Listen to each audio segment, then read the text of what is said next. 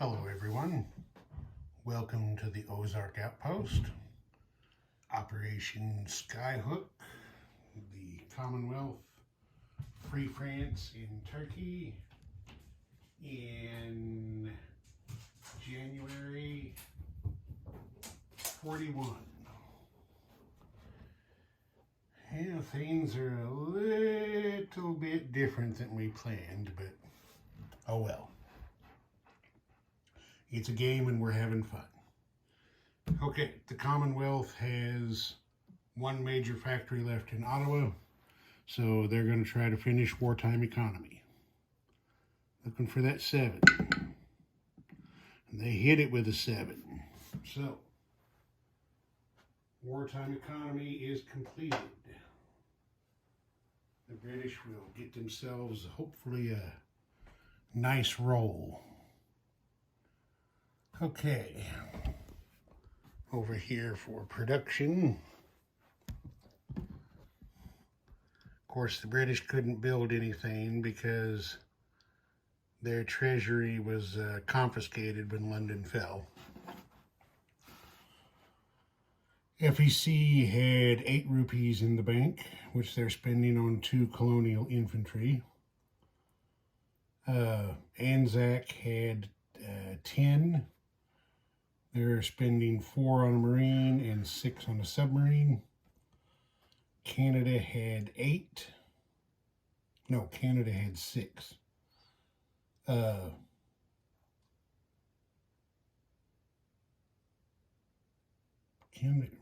hang on just a second. All right, I had to make sure I had it right in my mind. Yeah, Canada had 6. They're spending 4 to finish their escort carrier and another 2 for the Queen's Rifles. He's going to be rejuvenated. All right, for combat,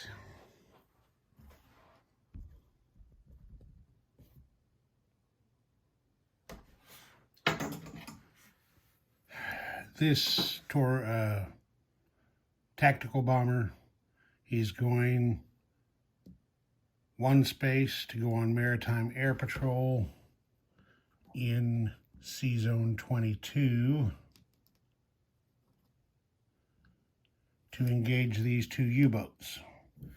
This destroyer from Sea Zone 24 is going to move 2 spaces over here to pair up with the torpedo bomber and join the attack.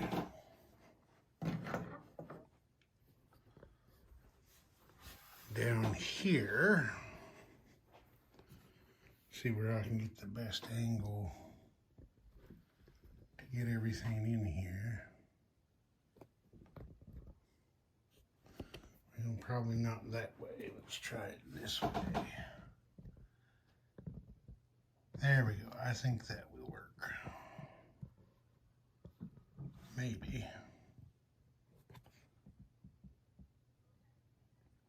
All right, I think that'll get it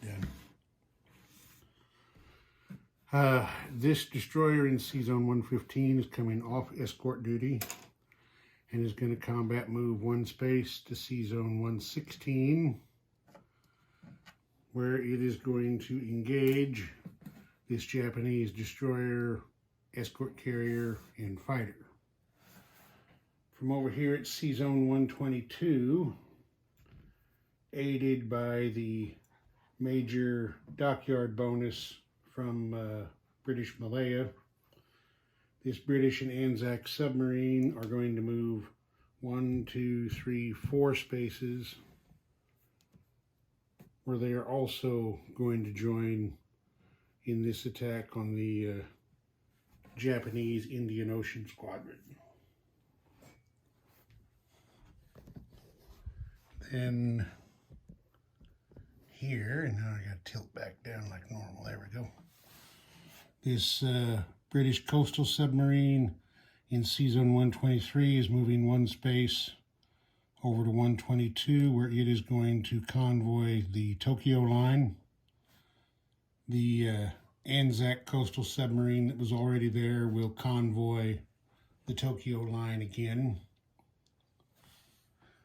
The Anzac submarine in Sea Zone 98 is going to move 2 spaces to 88, where it is also going to convoy the Tokyo line. And that's going to do it for combat moves. So, come over here. We'll do the convoy rating first. Just a reminder, the red die is the rating submarine, black die is convoy defenses. We'll do the coastal subs in 122 first. This will be the FEC sub. Okay, 6 plus 1 is 7. That's 3 damage. Now the British coastal sub will do its thing. 7, 2, that's the max 5 damage that line can take. So the Tokyo line is maxed out. The Anzac sub doesn't get to engage. I forgot to mention one combat move. Well, it's not a move, it's a combat. This British submarine in Sea Zone 54 is going to raid the home island line.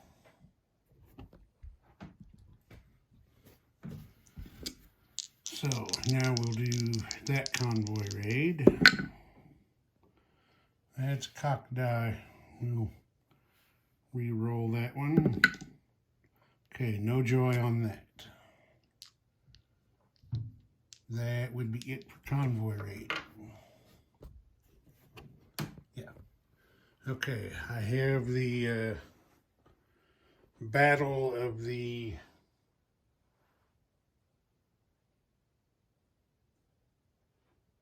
whatever you want to call it. The battle of South Africa down there. Set up 2 Allied fleet submarines, 1 destroyer, the Japanese light carrier, destroyer, and fighter defending.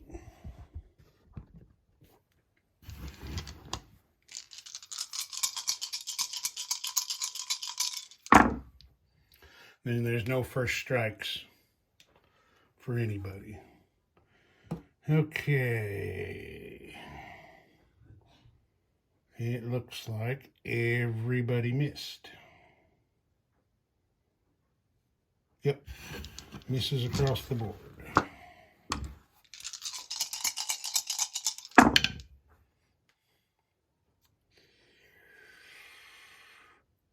Everybody has missed again.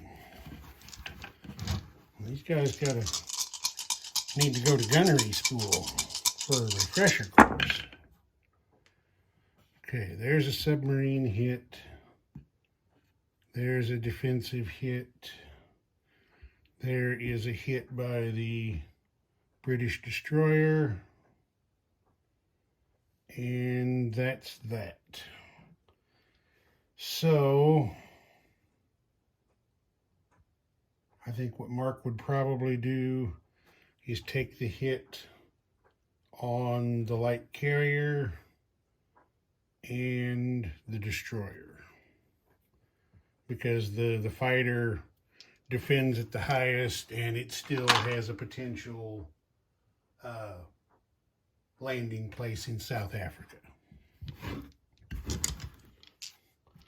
All right, now the submarines are out of the action because they cannot shoot at an aircraft. So it's just going to be the destroyer going against the fighter. And they killed each other. I think you can see it. The destroyer rolled a 2, the fighter rolled a 1. So, come over here. supply the battle result. British destroyers dead. Japanese forces are all dead. These two submarines, which have got a pretty good record as ship killers going, survived to fight on yet again. Okay, now we'll do this one up here, the tactical bomber and destroyer attacking the two U-boats.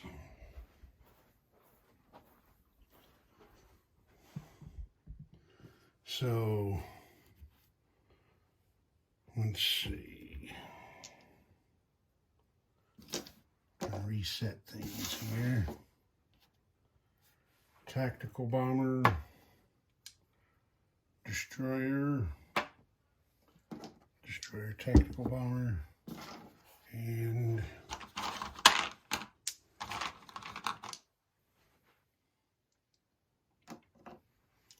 two defending U-boats. Okay, nobody gets a first strike. What do we got here? Everybody, nope. The tactical bomber scored one hit. The U-boats both missed, so kill one U-boat. And at that point, well, I don't know. Would Mark shoot back? Or would he just take his lumps? Or not Mark, Hambone. Hambone would probably just endure one round of combat and save what he could, I'm going to guess. So, if he... I think that's probably the way he would do that. So, one U-boat is dead.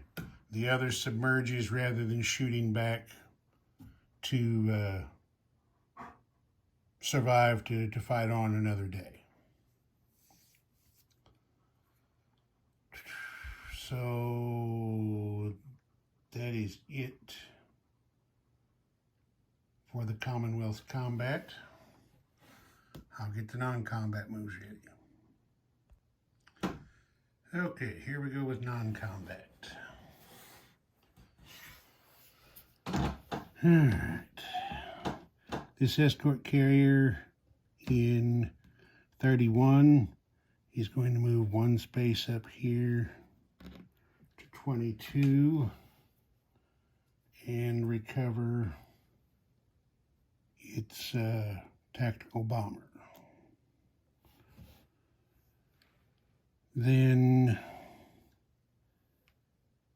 this torpedo boat destroyer, British transport and Canadian transport with the ship port bonus are going to go 1, 2, 3 over here to Sea Zone 21. Now I guess the Germans could try to intercept them and stop them if they want, but it wouldn't make very much sense because then these forces would be able to join in the defense as well. It would pretty much be a suicide move. So those guys move over there. Light cruiser in Sea Zone 31 is coming north one space to Sea Zone 21.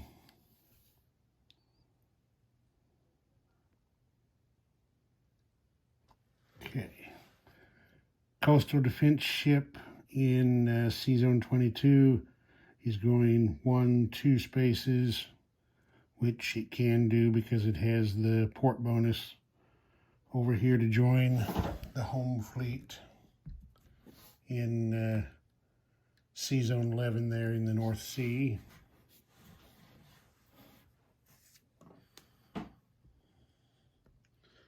Then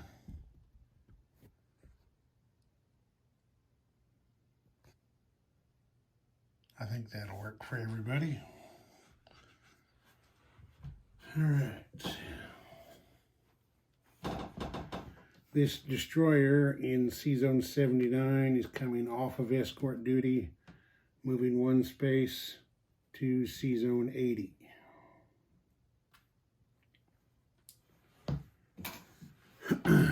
This British destroyer in Sea Zone 48 is coming off escort duty and moving two spaces to Sea Zone 80. This escort carrier, destroyer, and light cruiser are moving 1, 2, 3 spaces to Sea Zone 80.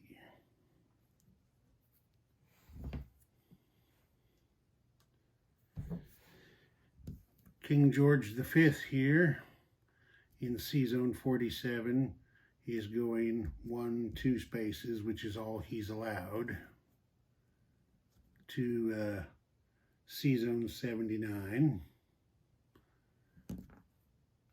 Sea Zone 31, we've got a battle cruiser, possibly Hood, and a heavy cruiser. They're going 1, let's see, they're going 1,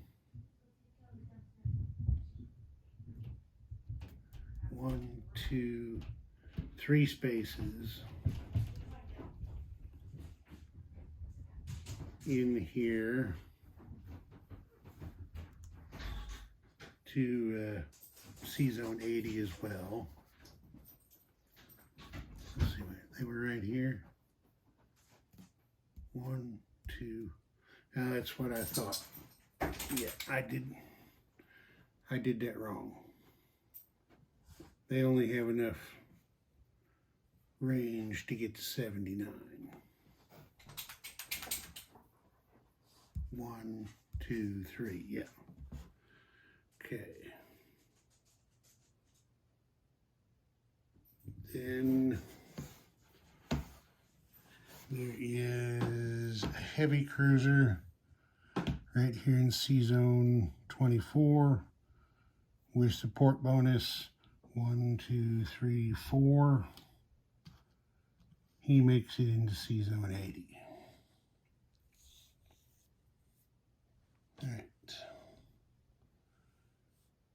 That is everybody in this area, yes.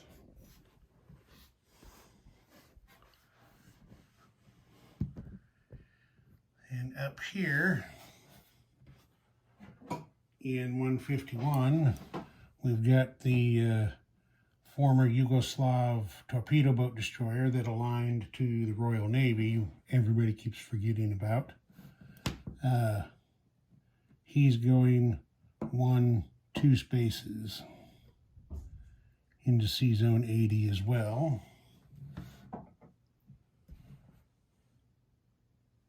So just so everybody knows, in Sea Zone 80, the Royal Navy has 1, 2, 3 destroyers, 1 light cruiser, 1 heavy cruiser, 1 torpedo boat destroyer, and an escort carrier with a tactical bomber. Then in Sea Zone 79, we've got a battleship, a battle cruiser, and a heavy cruiser. Okay, over here,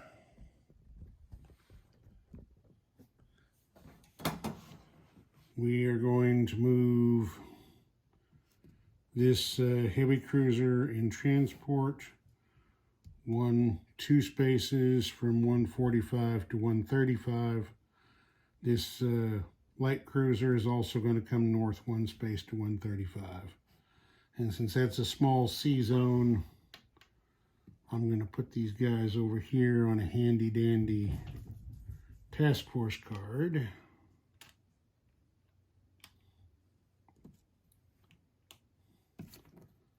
So there we go.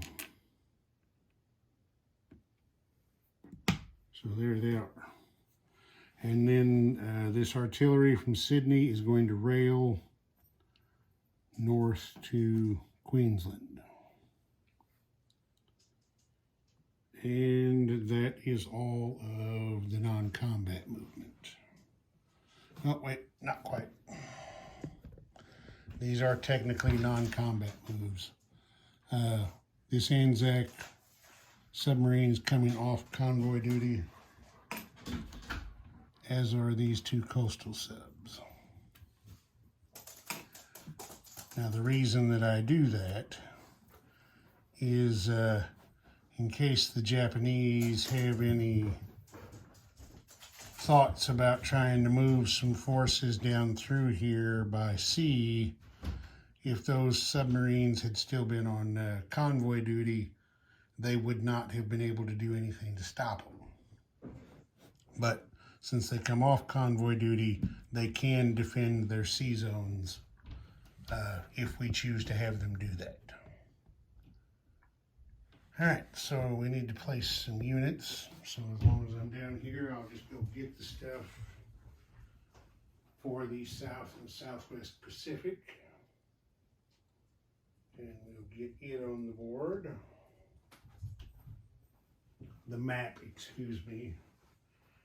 HBG doesn't sell a game board, they sell a map. Okay, the Anzac Fleet submarine goes in 146. The Marine, of course, goes in Sydney. Over here, India, we're going to put one colonial infantry in Bengal, and we're going to put the other colonial infantry in Haryana.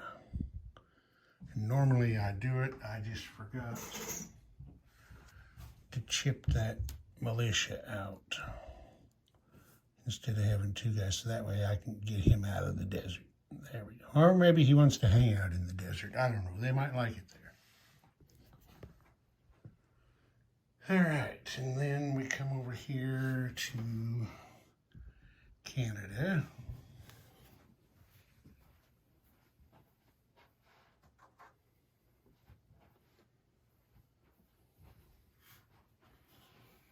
Now,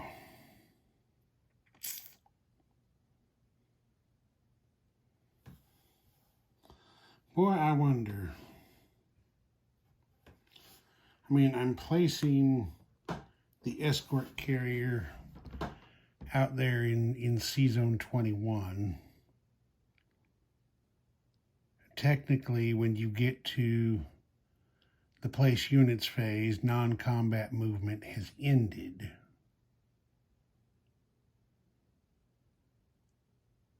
But that just, that just doesn't make a hell of a lot of sense to me. What I'm wondering is why can't, since it was already sitting here built on a previous turn, why can't this fighter go ahead and get on that escort carrier?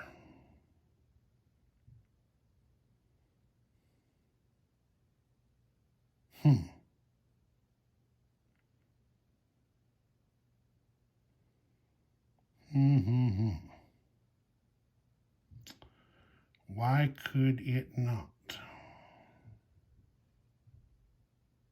I don't know. I'll have to discuss that one, put it before the Skyhook Players Association and see what everybody thinks about that.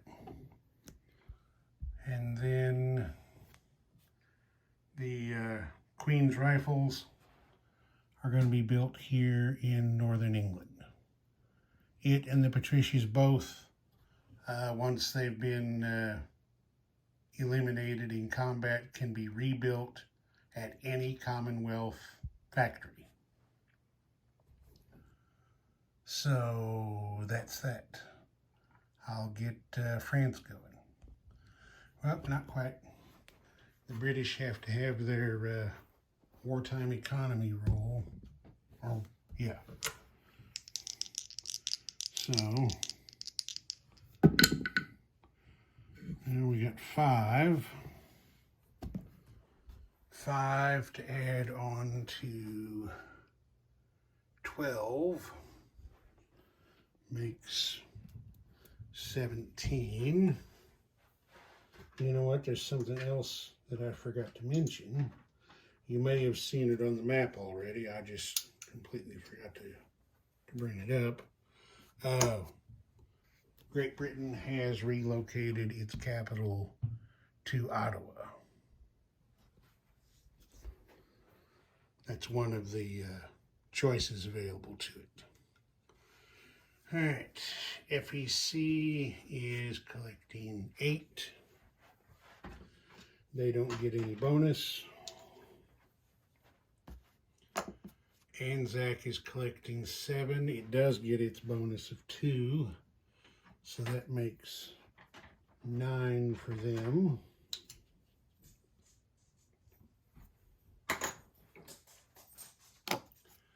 Canada gets 6 without any bonus.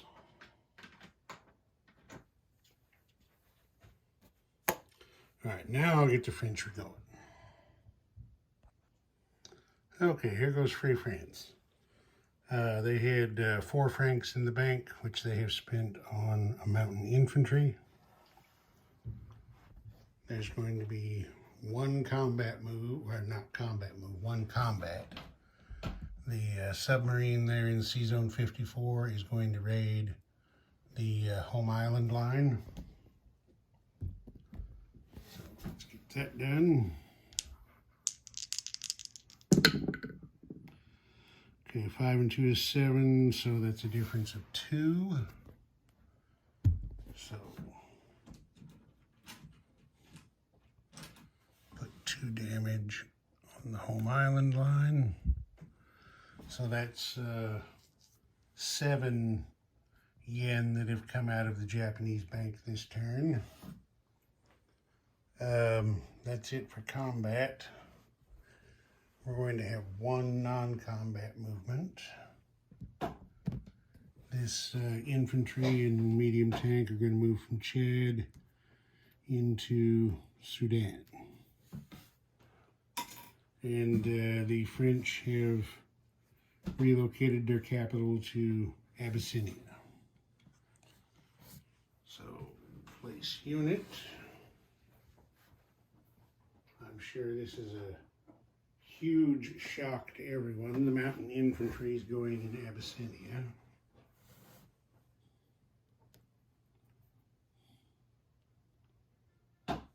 There's that. The French collect 2. And that's it for them. And I'll get Turkey ready. Okay, Johnny Turk is ready. They had 5 in the bank. They've spent 4 on an AA gun and saved 1. Turkey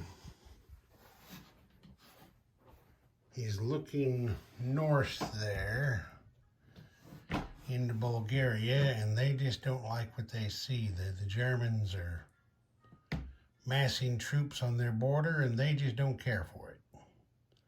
So the Turks are declaring war on Germany. From Istanbul, they're going to attack Bulgaria. They're going in with 4 infantry, 2 artillery, the fighter from Istanbul, the fighter from Kars. Can go 1, 2, 3, make the attack, and have enough movement to get back to Istanbul to land. So, that's what is going to happen. I've got things set up over here on the battle board. Everything ready to go here. In Bulgaria defending, the Germans have 2 infantry and 3 SS Mountain Infantry. So there's the SS Mountain Infantry, there's the German infantry. The Turks have, I have forgotten one. The Turks have 2 artillery, which will get a first strike. They've got 2 infantry, artillery supported infantry. So even though they're attacking into a mountain territory with the artillery bump, these 2 infantry will be attacking at 2. These 2 unsupported infantry will be at 1. 2 fighters attacking at 6. So we get everybody out of here except the artillery so they can get their first strike. And we did get 1 first strike hit, which I'm quite sure Hambone will take on one of his regular infantry. Now, since that's a first strike hit, they do not get to shoot back, they're just dead. Okay, so now the Germans have 1 infantry and 3 SS Mountain infantry defending.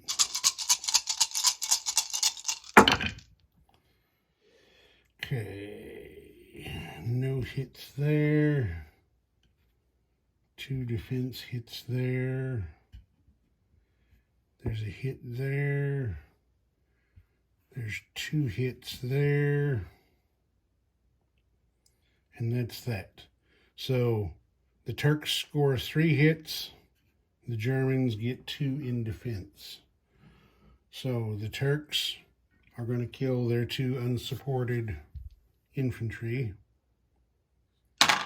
And the Germans are going to lose 1 regular infantry and 1 SS Mountain. Now the artillery come back in for round 2.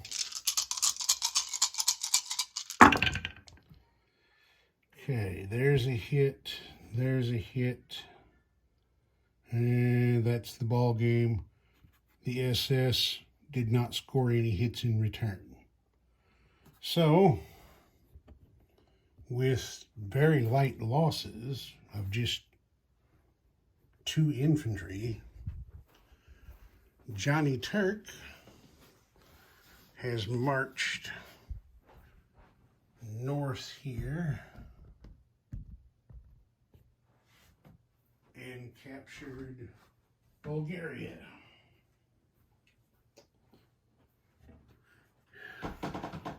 So let's get these Germans off here. Now, I don't know, you may notice there is a Soviet tank destroyer in Istanbul.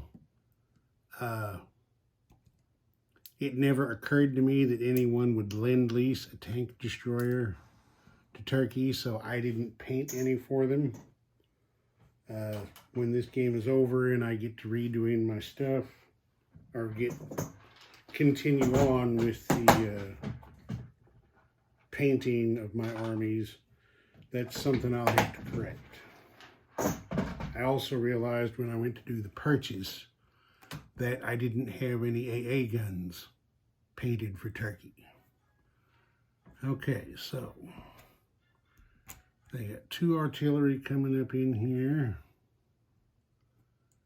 and 2 infantry, because 2 of those guys got killed. So there's 2 infantry and 2 artillery in Bulgaria. The fighters in non-combat movement have both flown back to Istanbul. Oh, come on, get on there straight.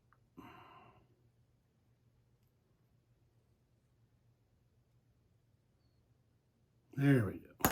Oh, damn it.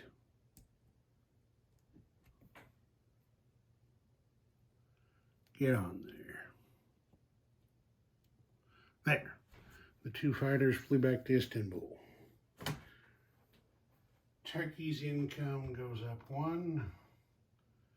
Germany's goes down 1. Now,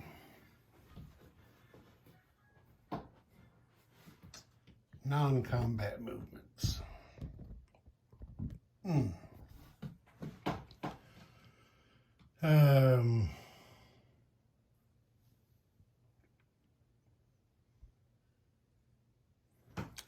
This cavalry is going 2 spaces to Istanbul.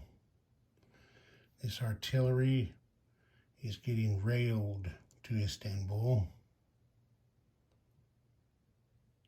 The mountain infantry moves 1 space into Kars, or Anatolia, I mean.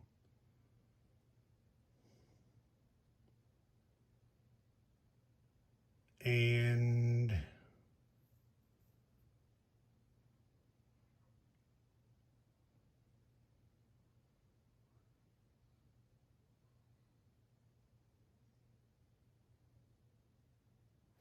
now I'm changing that. There was 1 fighter came from Kars, only had enough range to make it back to Istanbul. The fighter that started in Istanbul could go 1. He is going to non-combat move back and land in Anatolia. So I'll put a fighter in place of that chip off camera. All right, then tilt up a bit. This Turkish coastal sub in C-Zone 35 is going to move 1 space out here to C-Zone 52. The battle cruiser in C-Zone 52 goes 1-2 spaces to C-Zone 80.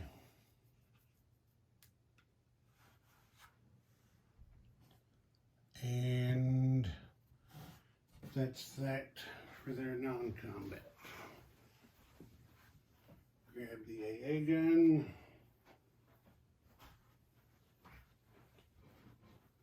It, of course, goes at the factory in Istanbul.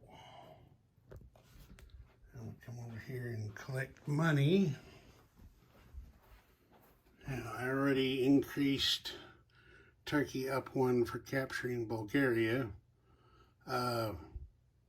They go up. Their wartime income is 3, I believe. Uncover Istanbul. Yeah, it's worth 2. The wartime income is 3. So that's going to bump them up to 4. Is what they'll be collecting now. They saved 1, so that's 5 in Turkey's bank. And I believe that's it. Just a quick review of the tech chart there. The Commonwealth finished wartime economy. That's where everything else sits. There's the Soviet tech chart, how they're looking. There's the Axis. And another look at the income chart. Okay. That,